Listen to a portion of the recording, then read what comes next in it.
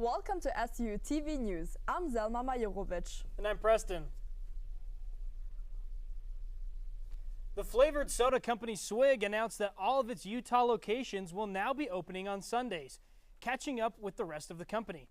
The Cedar City location is located on Old Highway 91, on the south end of town next to the Maverick and Mobetta's. The new hours will be from 8 a.m. to 11 p.m., so you can stop by your local Swig and enjoy a beverage all 7 days of the week if you prefer. This marks significant change for the company that has stayed true to its Monday through Saturday hours since it opened in St. George, Utah. Did you know that SU holds an Entrepreneur Speaker Series? Held every Tuesday at 11:30 a.m. in room 126 of the Dixie Levitt Business Building. This week, Casey Carballo, the owner of Dry Lakes Ranch Beef in Parowan, Utah, spoke about what it takes to run a successful business. She mentioned business in relation to farming, ranching, and selling fresh, high-quality beef. Next week, we will hear from Jacob Pesci, an SU alumni who turned his family business, Gem Awards, into a full-scale e-commerce company. You won't want to miss it. A famous food truck just visited Cedar City. Our reporter Cole Garney has the story. A food truck put on an event featuring animatronic dinosaurs and Bumblebee. The event was hosted in Cal Ranch Store's parking lot. I Heart Cookies was the food truck that hosted the event. Admission required the purchase of one cookie per person, with one cookie costing $5. It's good for the kids. It's kind of cold, but it's a beautiful day. But I think more events like this would be good to have. I Heart Cookies originally started as a singular food truck in Wichita, Kansas. They got famous for their cookies and their entertainment events. Now it has evolved to become a fleet of trucks that travels around the country with a number of different animatronics and costume characters. This is the first time the truck has visited Cedar City. There's a lot of pressure. You know, people aren't always the nicest, so we just try to host the best events we can. For more information about future events, you can visit facebook.com/iheartcookiesog. And for SUTV News, I'm Cole Garney. Big Iron Country Swing is preparing for another event this evening. Big Iron Country Swing Dancing and SU Club organizes 2 weekly events. The events begin with a live dance lesson of a popular line dance. After dance lessons, Big Iron holds 3 hours of free dancing. Dancers are welcome to express themselves in any way they want. Due to the popularity of line dancing, Noah and the crew are confident the competition will be a great success. Regular swing events take place every Tuesday and Friday. The Big Iron Swing encourages students to join the fun. Big Iron owner Noah Stevens shares more about this passion for dance. My name is Noah Stevens. I'm the owner of Big Iron Country Swing. I started swing because I love country dancing. It gave me an environment to be social, something that I've been able to grow a lot socially and emotionally because of swing. All are welcome, and I encourage all to come. We actually have a competition coming up for those who want to try and maybe they want to try their hand at competing in line dancing competitions, and that'll be in May. The Festival City Farmers Market opens this Saturday, kicking off its 2026 winter season. After a brief closure in January, the market is back and open to the community. The market features local vendors, live music, and seasonal events. Attendees will find homemade crafts and jewelry, fresh baked goods, and delicious food made by local artisans. Through April, the farmers market hours span from 10 in the morning till 1 in the afternoon every Saturday. If you are interested in becoming a vendor, you can visit the Festival City Farmers Market website for more details.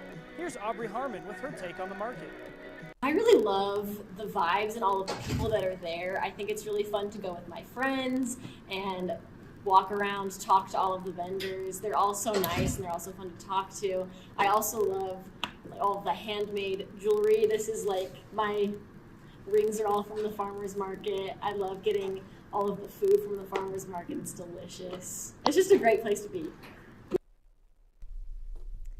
Speaking of swing dancing, our floor director Kate loves swing dancing, and it was her birthday yesterday. She turned 21, so happy late birthday to Kate. Yeah, happy birthday, Kate. But tell you what, I wish I would have had the opportunity to go to those food trucks. That looked awesome. Oh, that looked so delicious. I'm getting hungry again, not gonna lie. And Swig being open on Sundays, that's huge. I know, that's so amazing. Gotta try it out. We're gonna have to. Maybe we'll go together. We should. It's our plan for this weekend. So, we're gonna take a quick break. After this, we'll see how making bingo cards brought students together.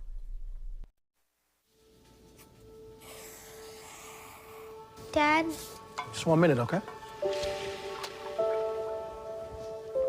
Hey, Bobo, do trees tell each other stories? I'm sorry. I'm afraid I don't know that. Hey, why don't we go find out?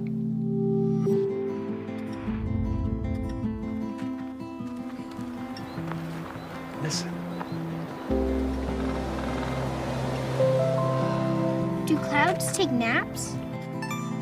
I couldn't tell you.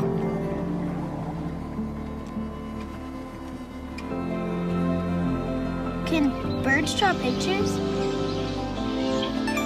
I don't have an answer for that. Dad, do stars visit their friends? Look!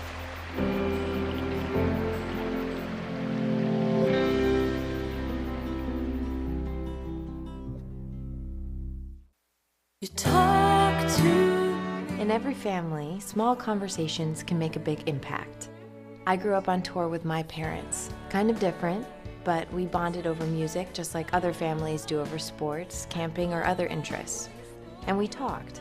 Little everyday conversations from silly to serious that built a foundation over time.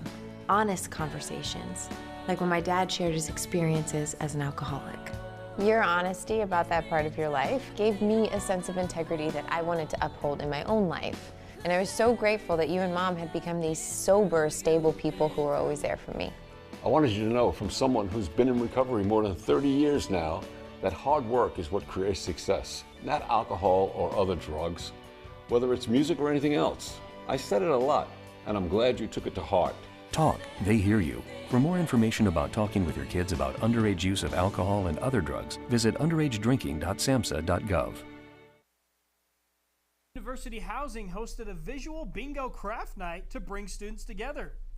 Yesterday, students gathered to create a vision bingo cards for the year ahead. Around 30 students participated in the event. They socialized while writing down their hopes and dreams. The event was organized by the University Housing as a way to bring students together in a relaxed setting. Students ended the night with completed and decorated bingo cards.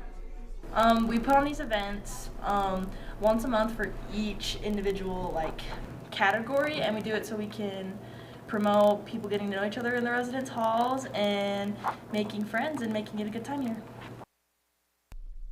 If you're looking for some midweek competition and community, the SUU College Smash Bros Club is bringing students together every Wednesday night at 7 p.m. The club hosts free-to-enter Super Smash Bros tournaments open to players of all skill levels. Whether you're a seasoned competitor or just playing for fun, everyone is welcome to jump in, make friends, and enjoy some friendly rivalry right here on campus. What I like about the tournaments is they're free. I don't usually have anything Wednesday nights, so if I'm bored, I can just show up. For those of you who have been recycling or have been wanting to, Cedar City has some nearby recycling centers in Canaryville and New Harmony. One center is located next to the Canaryville Fire Department. At this location, they accept paper, metal, and plastic. However, they do not accept cardboard or glass. While cardboard recycling is accepted at either of the locations, the New Harmony Recycling Center does accept glass. They are located next to the New Harmony Fire Department, where you can both recycle and take in the scenic views. These nearby drop-off centers provide Cedar City with accessible recycling options. Here's what a local recycler living in the Cedar City had to say about the centers. I recently just discovered this location. This is the second time I've been here. I usually go to the Washington Rec Center in St. George, but since I found this one, it saves me about an hour, so I've been coming here twice now. We'll be right back. After this, weather with Kenzie.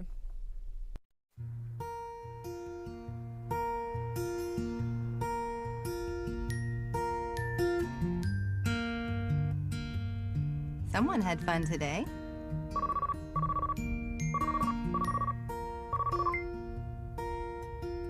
Hey, sweetheart, everything okay? Yeah, everything's fine. How's our little guy? Now I lay me down to sleep. Looks like I'm stuck working late tonight. Probably won't be home until closer to 8. Oh, that's okay.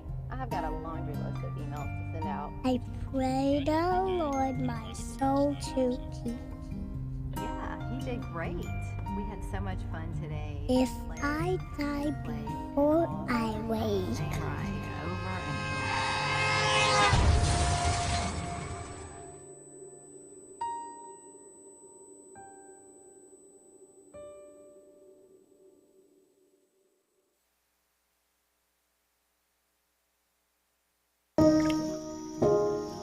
This is the story of a boy who didn't talk for a long time. The boy liked things to always be the same. Any changes would scare and upset him. The unknown was an unfriendly place. The boy was very sensitive to lights and sounds. So he built secret hiding places where they couldn't get in. The boy didn't like looking people in the eye. He wasn't trying to be mean, it just made him feel uncomfortable. Sometimes he would flap his arms again and again. One day, I found out I have something called autism. My family got me help. Slowly, I found my voice and learned all the ways I could live with it better. Early intervention can make a lifetime of difference. Learn the signs at autismspeaks.org.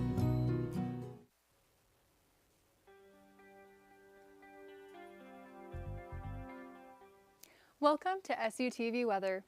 Your weather girl, Kenzie Barlow. For Cedar City this week, as you can see, the temperatures have increased compared to last. Today is a high of 51 and a low of 28, and scattered throughout the week, expect some sunny and cloudy days ahead. If you're going up to Bryan Head, it is a perfect time to do so. They just received an additional 6 inches over the last weekend, and all lifts are open. The current base is at 26 inches and expected to be blue skies and low winds. All right, I did want to take some time and give a shout out. It is International Holocaust Remembrance Day, and this was established in 2005 by the UN General Assembly, not only to remember Holocaust victims, but also to emphasize the importance of human rights protections. So as the night continues, take some time to remember those victims. All right, and with Valentine's coming up, Thunder 91.1 is going to be doing telegrams. You can dedicate a song to your special someone, so make sure to request a song and leave a message.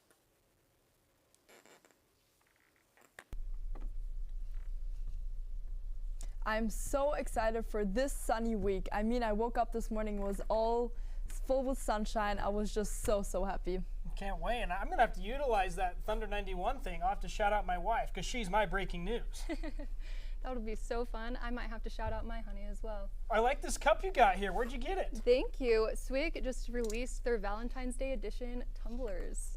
I just got it this morning. It's so cute, isn't it? That is. It does have a heart-shaped straw. Yeah, this is a heart-shaped straw. Wow. It's so cute. And it even comes with charms. How about that? So beautiful. Yeah. And now you can go on Sundays. Yeah, I know. I will really have to buy this one. That's so awesome. We're going to take a small break. Next, we've got sports with Preston. Jason, let's go see your room.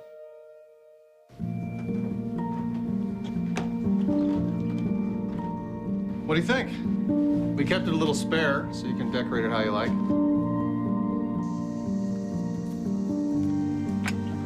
Dinner! Go. Excellent. Soccer is fun. Yeah, I saw you guys out there. We're the family. I thought you were on my team. Wait.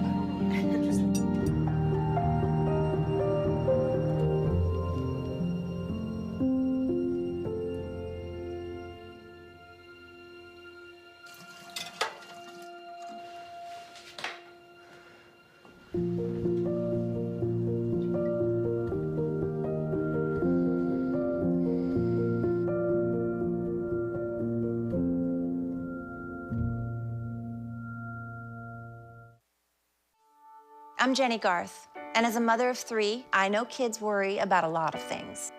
Getting enough food to eat shouldn't be one of them. But here in America, that is a real worry for 1 in 5 children. Even though we are one of the most food-rich countries in the world, 15 million children don't know where their next meal is coming from. This is unacceptable, and something the Feeding America nationwide network of food banks is working to solve. Instead of accepting that our country lets billions of pounds of surplus food go to waste every year, Feeding America has made it their mission to help families in need by rescuing this food.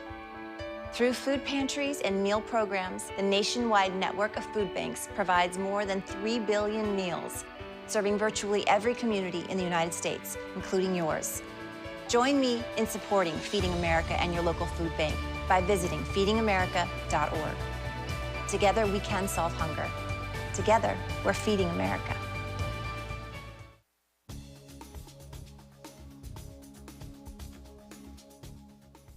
The women's basketball team won their matchup at home this weekend against Utah Tech in the War on 15, 62-59. SU's Brooklyn Feely led all scorers with 19 points. In national sports news, the Jazz lost their matchup against the Heat Saturday 147-116. Bryce Sensabaugh led all Jazz scorers with 26.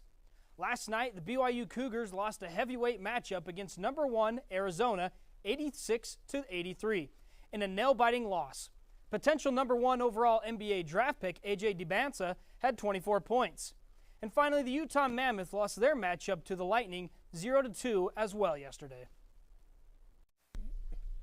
Southern Utah University is seeing some changes within its football program as 2 key players are moving on from the program. Shane Carr and Joshua Dye are both leaving Southern Utah University, marking the end of their time with the program. The university confirmed their departures earlier this week. Carr and Dye were both involved in FUU athletics and played roles in supporting student athletes and the overall direction of the program. Their departures come as the university continues to navigate changes within its athletic department. Shane Carr has committed to the University of Kentucky, and Joshua Dye has committed to college football playoff team Ole Miss. SU officials have not yet announced who will fill their roles moving forward. For now, the university says it remains focused on supporting its student athletes and preparing for the upcoming season. SU says more information will be released as it becomes available. In more local sports news, Cedar High now has a boys volleyball team. Our reporter Jake Palmer took to the court for the story. Volleyball is predominantly known as a women's sport, with barely any high schools across the country having a team available for their male counterparts. Cedar High School changed that. In 2024, the Reds adopted boys volleyball as an official team for the first time ever. As you can expect, most of the boys never picked up a ball before and even left other sports to play. One of those players, varsity setter Kai Hunter, shares his experience. I was super unathletic. I played football for a second, and it wasn't for me. And my best friend Henry said, hey, my grandma is on the school board, and they said they got a boys volleyball team. And I was like, okay, let's go try out. And I wasn't the most athletic still, but we did a lot of conditioning and stuff that got me in shape for volleyball. I started JV my first year. My second year, I started varsity this year. Now, 2 years in, some of the younger players are now the veterans who are leading the next generation of players. Development is a big key piece, and one of the coaches, Paul Snow, is at the head of that. So we're looking for improvement every day. We're looking for little victories we can have. Like, they got enough things that are down every day, so we try to focus on the more positive things. What are you doing right? What can you do to improve what you're doing right? This focus on development has brought a sense of unity among the players, turning it into a snowball effect. It's also not a very toxic environment. We're all really nice. It's really welcoming. Like when I first tried out and stuff, all the other boys were hyping the boys up. Like it wasn't like they suck, nobody was calling each other out because we're all new. That's the nice thing about doing a new sport. The Reds have 2 seasons under their belt, followed by 2 playoff appearances as well. The Reds made it to the first round of the state playoffs in both seasons and look forward to expanding upon that in the future. As for this season, they've started open gyms during the basketball seasons, with players and coaches vying for any gym time they can get and inviting brand new players who have never experienced the sport before to join the team. For SUTV News, I'm Jake Palmer. Also in SU Sports, our reporter Emily Walters was on the scene to tell us more about SU's baseball club. Although baseball is no longer a varsity sport here at SUU, a few dedicated players maintain a thriving baseball club here instead. They practice for over 2 hours a day, 3 days a week, using high school baseball fields in the Cedar City area and a local indoor training facility. As a Division II club in the NCBA, they compete against university clubs from other states and participate in playoffs, a postseason, and nationals. I mean, I love it. Baseball practice is what I look forward to every week. Just going out, just working on stuff I can improve on, fielding, batting, whatever it may be, but also just going out and just having sort of like a brotherhood out there, just making new friends, just having a good time, forgetting about all the stresses of college. The club was founded 5 years ago when SUU joined Title IX for football, which meant that there was no longer enough room to have baseball as a varsity sport. We've kind of gotten the name out there for the club now, and every year we've gotten more and more recruits to join, and it feels like people from all over Utah are starting to actually find out about the club and come to SUU with the intention of joining the club, which has been really cool to see. For SUTV News, I'm Emily Walters.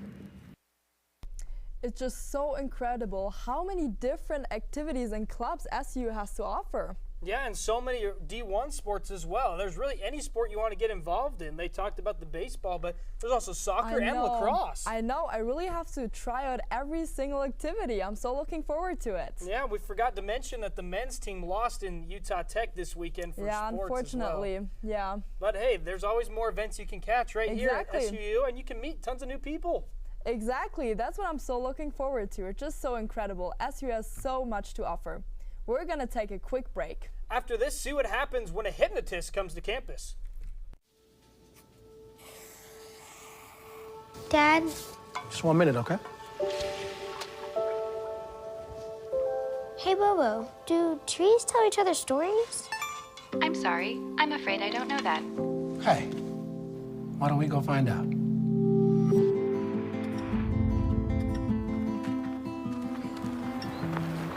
Listen.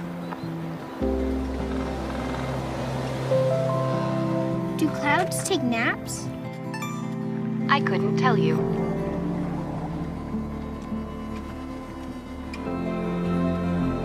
Can birds draw pictures? I don't have an answer for that. Dad, do stars visit their friends? Look!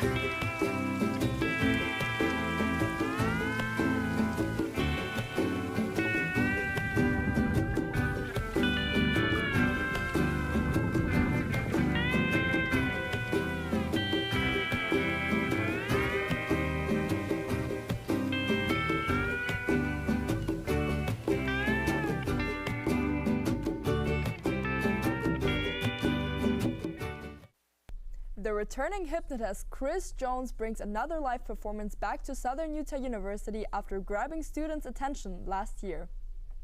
Last Tuesday, students gathered in the church auditorium of the Student Center for a live hypnotism performance.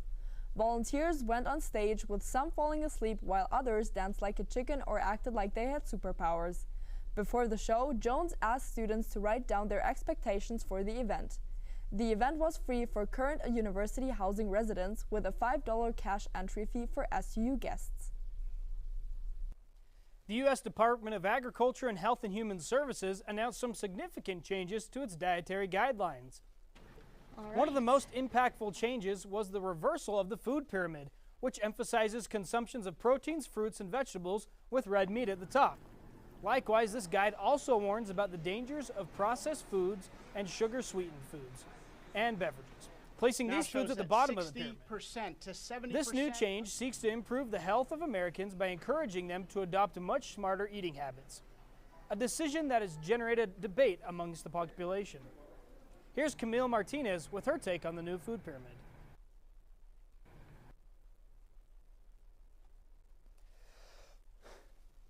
I think it's kind of confusing because since like the meats and dairy are like in the top of the pyramid, people can also consume like red meat, specifically the one that is like in the top of the pyramid.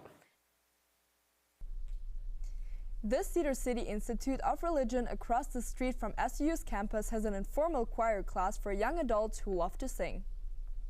This choir has over 125 members who practice every week and sing at performances throughout the semester. The choir also occasionally appears at devotionals with general authorities from the Church of Jesus Christ of Latter-day Saints. The choir does not have auditions and requires no past experience. Anyone between the ages of 18 and 35 is welcome to join the choir. Membership in the LDS Church is also not required. More information can be found at myinstitute.churchofjesuschrist.org. We learn by doing, right? And we grow by doing it. And I think the choir is a class where they can't just sit still. They have to participate. And so because they have to participate, they're actively engaged in the learning process and actively engaged in the experiences that we want them to have. Art lovers have something new to explore at SUU. 3 new exhibits are now open to the public at the Southern Utah Museum of Art. The first, mass-produced explores affordable art programs in the U.S. during the 1930s and 40s, highlighting AAA and their mission to bring everyday art to Americans. You're the Best, reimagining what it means to win, with artist Bianca Vasquez transforming old trophies to show that the real reward is the experience behind them. The final exhibit, The Following Line, features posters from rock concerts of the 1960s. If you want to see these new exhibits, SUMA is open Monday through Saturday from 10 a.m. to 6 p.m. Here's what one of the employees had to say about their new favorite exhibit. So one of my favorite pieces in SUMA right now is one of our new ones that was just installed. It's like these little toppers that she deconstructed and just like left. And that's different because a lot of the exhibits are very unique in a way. Thanks for tuning in to SUTV News. I'm Zelma. And I'm Preston. Today we leave you with footage from Cedar City's Holiday Lights Festival back in December. See you next time.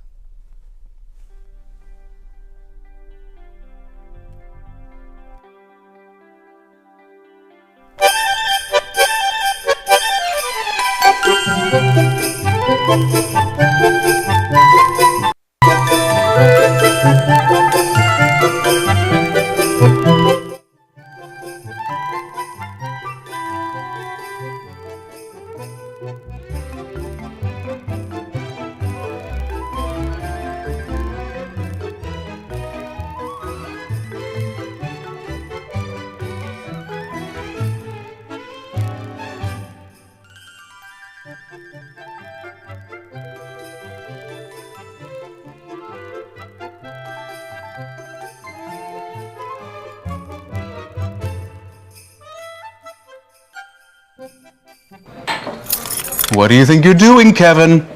Was just gonna drive home.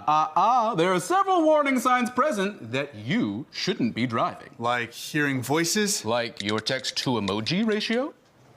Oh man, the selfies. Selfie, nailed it. We all have warning signs that let us know that we're probably not okay to drive. Mine is pretending to be your subconscious.